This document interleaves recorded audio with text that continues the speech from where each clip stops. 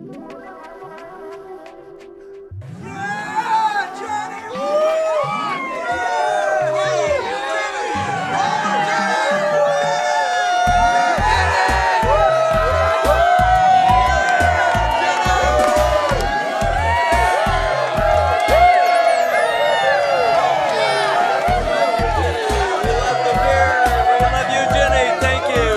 say I'm passionate about the craft brewing industry is an understatement. I was riding my mountain bike down here, didn't own a car, got a job, $4.75 an hour, scrubbing floors of the brewery. And I didn't know why. I needed money. I needed to pay the rent. I think my rent was $200 a month. I was living in a basement with a bunch of guys. It was a band, actually, next door to the place that I lived. And it flooded twice a year. I think I worked 7 years before I even asked for my first raise.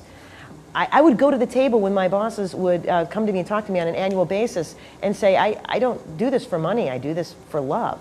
I mean, the first time that I made my first batch of beer by myself and designed it, it was Victory Alt Beer, and I named it Victory Alt Beer because it was a victory for me. I mean, I made something with my own hands, with that paddle. I've mashed in over 1,600 beers to date with that same paddle.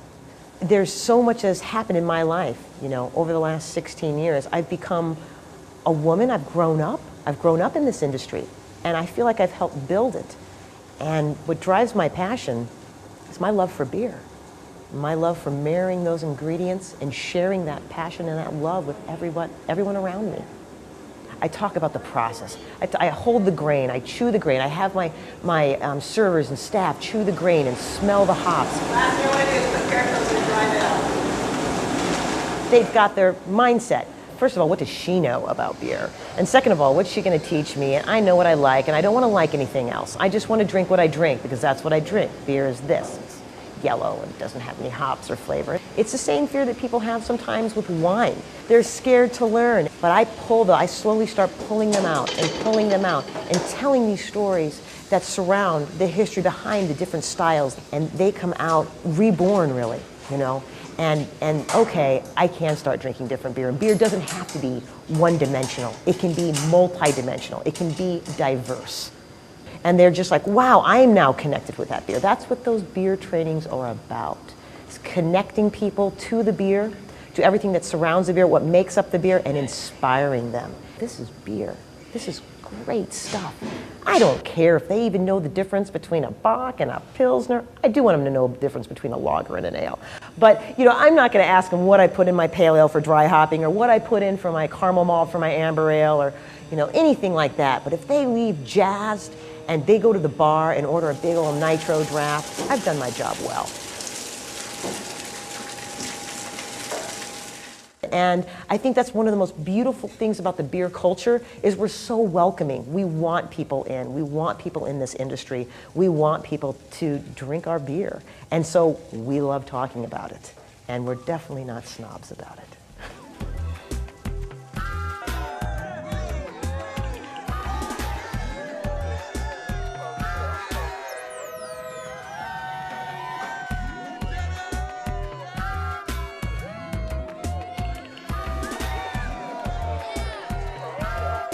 I think people look at beer drinkers differently than they look at wine drinkers, that they look at a Scotch aficionado, which I don't understand completely, but beer is to be consumed, you know, by all, for all, in all different types of flavors and styles. I never once thought, well, that's not really a profession for a woman, or that's not something girls should do. I mean, I'm in this because it's part of me. It's who I am.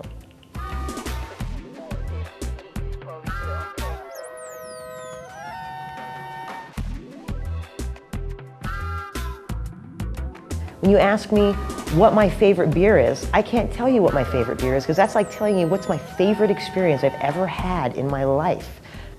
The beer is all wrapped up in tradition and experiences, and that's how I live my life.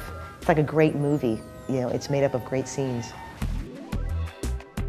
I think it's fine to make mistakes. I think it's absolutely fine, as long as you pick yourself back up the very next day and keep going forward.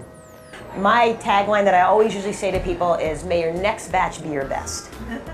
Because your next batch is always in front of you.